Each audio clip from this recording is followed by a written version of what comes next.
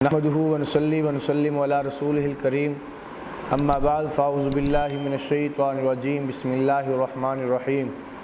میرے واجب الاحترام میرے عزیز دوستوں، بزرگوں، بھائیوں، بعد سیدنا عثمان غنی رضی اللہ تعالیٰ عنہ کی شہادت کے اوپر سازش کے حوالے سے چل رہی تھی۔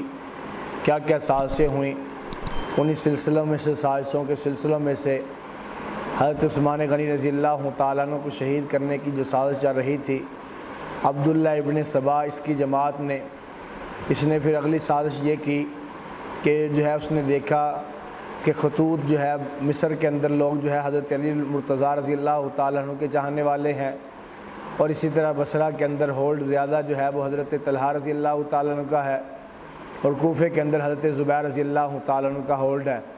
یعنی ان تینوں کو سلسلوں کو انہوں نے دیکھا کہ ان تینوں حضرات کے وہاں پر ہولڈ ہے، تو لہٰذا ان شہروں کے اندر انہی حضرات کے نام سے خطوط بھیجے گئے۔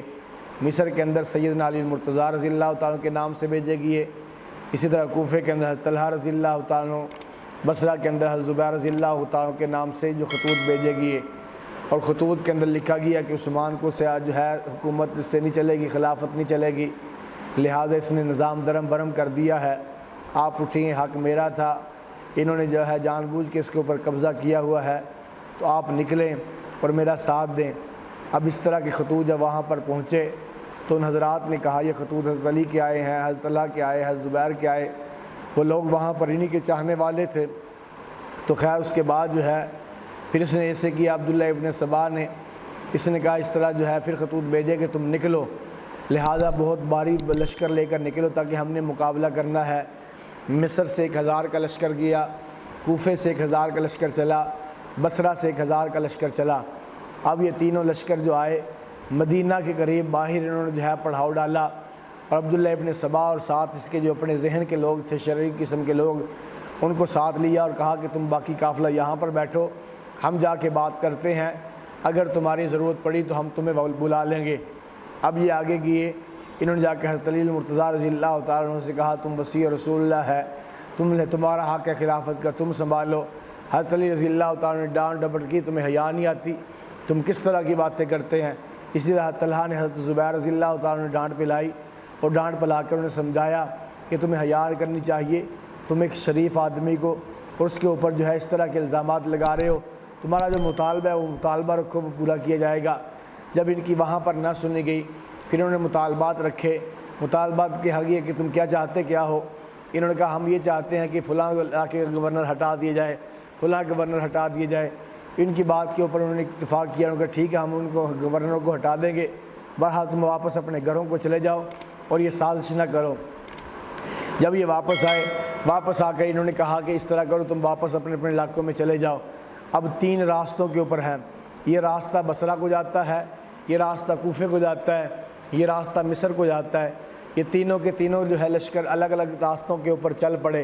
جب یہ چل پڑے تو جو قافلہ مصر کی طرف گیا تھا تو وہاں اس کے جو ہے قافلے کے پیچھے عبداللہ ابن سبا نے جو تیار کیا ہوا ایک آدمی کو بھیجا، اور آدمی کو اس طرح کے بھیجا جو ہے کہ اس آدمی وہ ان قافلے والوں کے قریب سے گزرا، کبھی قافلے کو دیکھتا ہے، کبھی دوڑ لگا لیتا ہے، کبھی رک جاتا ہے، کبھی پھر پیچھے دیکھ کے ان کی طرف دوڑنا شروع کر دیتا ہے۔ جب اس طرح کے حالات اس نے کیے، انہوں نے کہا یہ تو آدمی کو شک والا آدمی لگتا ہے، اسے پکڑو کہ خطرناک آدمی لگتا ہے۔ اسے پکڑا گیا، کہا تو کون ہے؟ اس نے کہا کہ مجھے حضرت عثمان رضی اللہ تعالیٰ نے بھیجا ہے۔ کہا کہاں بھیجا ہے؟ کہا مصر کے گورنر کی طرف یہ خط دے کر بھیجا ہے۔ انہوں نے کہا وہ پکڑائیں، وہ کون سا خط ہے جو ہے آپ کو عثمان نے دے کر کے بھیجا؟ اس نے کہا مجھے تو پتہ نہیں اس کے اندر کیا لکھا ہے۔ انہوں نے اسے خط پکڑا، خط کے اوپر لکھا ہوا تھا کہ یہ مصر کے گورنر کی طرف، یہ عثمان کی طرف سے خط ہے، نیچے سیدنا عثمان کی مہر بھی لگی ہوئی تھی کہ یہ 2 لوگ آپ کے پاس پہنچیں تو آتے ہی آپ نے تو ان کی سب کی گردنیں اڑا دینی ہے، ان کو ذبح کر دینا ہے، یہ شریر لوگ۔ جیسے اب انہوں نے یہ خط پڑھا، اب یہ تو بفر گئے، انہوں نے کہا عثمان نے ہمارے ساتھ سازش کی ہے۔ پہلے جن کے ذہن گندے تھے وہ مزید گندے ہو گئے، جن کے ذہن ٹھیک تھے سیدھے ان کو پتہ نہیں تھا، ایسے جو ہے حضرت علی کی محبت میں آئے ہوئے تھے، حضرت علی کا خط سمجھ کے آئے ہوئے تھے، اب ان کے دلوں کے اندر بھی میل آ گئی کہ عثمان نے ہمارے ساتھ کیا کیا۔ اس طرح جو ہے اب یہ واپس آ گئی، مدینہ کی طرف واپس رخ کر لیا مدینہ کا۔ اب جو ہے وہ بصرے والے بھی واپس آ گئے، کوفے والے جو لشکر گیا تھا وہ بھی واپس آ گئے۔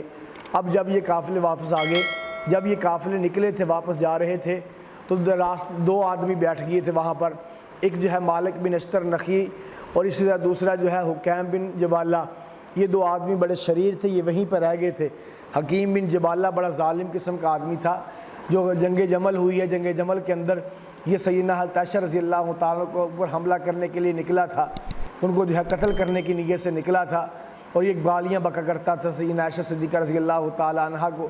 اس کو کسی آدمی نے کہا تو گالیاں کیوں بکتا ہے، اس نے اسے بھی قتل کر دیا۔ اس طرح کسی نے کہا وہ تو مومنوں کی ماں ہے، تو ان کے بارے میں برے الفاظ کیوں، ان کو قتل کرنے کے ارادے سے کیوں نکلا ہے، اس نے اسے بھی قتل کر دیا، اتنا ظالم آدمی تھا۔ اب اس نے جو ہے دوسرے قافلے والوں کو، مصر والوں کو، تو انہوں نے وہ آدمی کو پکڑ لیا تھا۔ کوفے اور بصرے والوں کو اطلاع ان لوگوں نے کی، مالک بن اشتر نخی نے اور حکیم بن جبالہ نے۔ اب تینوں لشکر واپس آ گئے، یعنی 3000 کا 3000 لشکر واپس آ گیا۔ اب مدینہ کے اندر داخل ہو گیا۔ جیسے مدینہ کے اندر داخل ہوئے، حضرت علی المرتضیٰ رضی اللہ تعالیٰ نے دیکھا کہ مصر کے لوگ، ان کے جاننے والے، فرمایا تم کیوں آئے ہو؟ انہوں نے کہا جی آپ کے خط پہ سے آپ نے بلایا ہے ہمیں۔ اسی طرح طلحہ نے پوچھا کہ تم کیوں آئے اپنے جاننے والوں سے؟ انہوں نے کہا جی آپ کے خط ہمارے پاس پہنچے، آپ نے تو بلایا تھا۔ حضرت زبیر نے پوچھا، انہوں نے بھی یہی بات کی۔ تو انہوں نے کہا ہم نے تو کوئی خط نہیں لکھے، ہم نے تو آپ کو نہیں بلایا۔ تو اس طرح کر کے جو ہے پھر بعد میں اب اتنے لوگ اکٹھے ہو گئے تھے، اس طرح کا حالات بن چکے تھے۔ خیر بات کو وہیں پہ دبایا گیا اور پوچھا گیا کہ آپ کیوں آئے ہو؟ ان کا اس طرح ہماری باتیں طے ہو گئی تھی، اور عثمان نے پیچھے سے خط بھیجا۔ اب عثمان رضی اللہ تعالیٰ نے فرمایا میں نے تو خط کوئی نہیں لکھا، نہ مجھے خط کے بارے میں علم ہے، اگر تم کہتے خط میں نے لکھا ہے اس کے اوپر گواہ پیش کر دو۔ گواہ نہیں پیش کر سکتے تو میرے اوپر قسم ہے، میں قسم دیتا ہوں مجھے اس خط کے بارے میں پتہ ہی نہیں ہے۔ بعض لوگ کہتے ہیں یہاں پہ کہ وہ خط لے کے جانے والا حضرت عثمان کا غلام تھا، یہ غلط بات ہے۔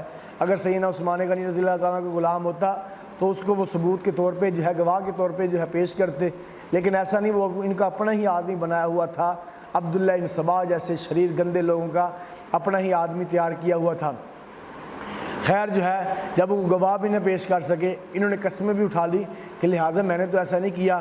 تو لیکن جو ہے مسئلہ کچھ تھوڑا سا ٹھنڈا ہوا، پھر انہوں نے اگلا الزام لگا دیا۔ انہوں نے کہا کہ یہ آپ نے تو نہیں لکھا، لیکن یہ مالک جو ہے مروان نے خط لکھا ہے، یہ مروان حضرت عثمان رضی اللہ تعالیٰ کا رشتہ دار تھا، انہوں نے کہا یہ خط مروان نے لکھا ہے۔ اب مروان کے بارے میں انہوں نے کہا ثبوت تو ہونا چاہیے، انہوں نے کہا نہیں مروان نے خط لکھا ہے، آپ اس طرح کریں مروان کو ہمارے حوالے کر دیں۔ حضرت عثمان نے فرمایا میں ایسے کسی آدمی کو کیسے آپ کے حوالے کر سکتا ہوں، آپ ثبوت پیش کریں، ثبوت پیش کرنے کے بعد میں اس کو آپ کے حوالے کر دوں گا، لیکن ثبوت تو ان کے پاس تھا نہیں۔ انہوں نے کہا سب جو ہے میں تو اس طرح کسی آدمی کو آپ کے حوالے نہیں کر سکتا۔ خیر یہ لوگوں نے پورے مدینے کا محاصرہ کر لیا۔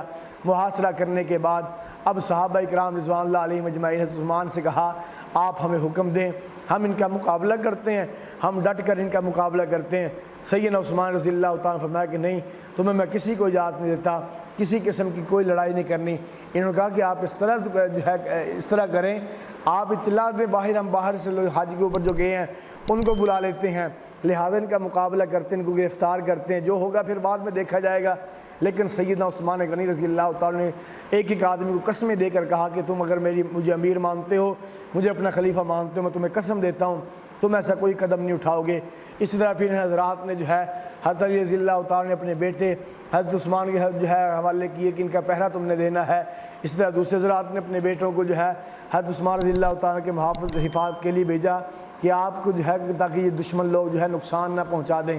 سیدنا عثمان غنی رضی اللہ تعالیٰ نے خیر پھر بعد میں ان ظالموں نے اس طرح کیا، مسجد میں آنا شروع ہو گئے، حضرت عثمان کو گھورنا شروع کر دیا، گھورتے تھے، اس طرح کی باتیں کرتے تھے دور بیٹھ کے۔ پھر بعد میں جمعے کا دن آیا، جمعے کے دن انہوں نے پتھر مارے سیدنا عثمان غنی رضی اللہ تعالیٰ پر، وہ زخمی ہوئے، ان کو گھر لے کے گئے۔ صحابہ نے پھر کہا کہ آپ اجازت دیں۔ سیدنا عثمان غنی رضی اللہ تعالیٰ کی ایک ہی بات تھی کہ میں محمد عربی کے شہر کو، اس کے امن کو برباد نہیں کرنا چاہتا، جان تو چلی جائے گی، اس لیے کہ اللہ کے نبی نے مجھے بشارت دی ہے کہ عثمان شہید ہے، تو لہٰذا شہید تو میں نے ہونا ہے، لیکن میں اپنی وجہ سے نہ کسی آدمی کی جان ضائع ہونے دوں گا اور نہ محمد عربی کا جو ہے مدینے کا امن خراب ہونے دوں گا۔ پھر بعد میں انہوں نے اعلان کر دیا کہ عثمان مسجد میں نماز پڑھانے کے لیے بھی نہ آئے، پھر انہوں نے اعلان کیا کہ نماز پڑھنے کے لیے بھی نہ آئے، پھر انہوں نے اعلان کر دیا کہ عثمان سے ملاقات کوئی نہ کرے، پھر اعلان ہوا کھانا بھی بند کر دیا جائے۔ پینا بھی بند کر دیا جائے۔ حضرت علی رضی المرتضیٰ رضی اللہ تعالیٰ عنہ کے لیے پانی کا مشکیزہ لے کر کے جاتے ہیں تاکہ ان کو پانی کا مشکیزہ دیں، لیکن انہوں نے وہ پانی کا مشکیزہ بھی ظالموں نے ان تک نہ پہنچنے دیا، بلکہ تیر مار کر وہ مشکیزہ بھی جو ہے ان کا ضائع کر دیا۔ اسی طرح سیدنا حسن رضی اللہ تعالیٰ عنہ وہ کھڑے ہو گئے، انہوں نے کہا کہ میں تو نہیں جاؤں گا۔ سیدنا عثمان رضی اللہ تعالیٰ نے ان کو بھی قسم دے کر فرمایا کہ تم جاؤ، میری وجہ سے تمہیں تکلیف نہ پہنچے۔ اسی طرح حضرت عبداللہ ابن عباس رضی اللہ تعالیٰ عنہ سے فرمایا کہ تم جاؤ اور وہاں پر جا کر مکے کے اندر حج کا وقت ہونے والا ہے، حج کے موقع کے اوپر خطبہ دو، اور وہاں پہ حج کا خطبہ تم دو گے، اس لیے کہ وقت کا امیر خطبہ دیا کرتا ہے، اور میں میری طرف سے تمہیں امیر بناتا ہوں، تم جا کے وہاں پہ خطبہ دو۔ اس طرح یعنی اس حالات کے اندر بھی کتنی جو ہے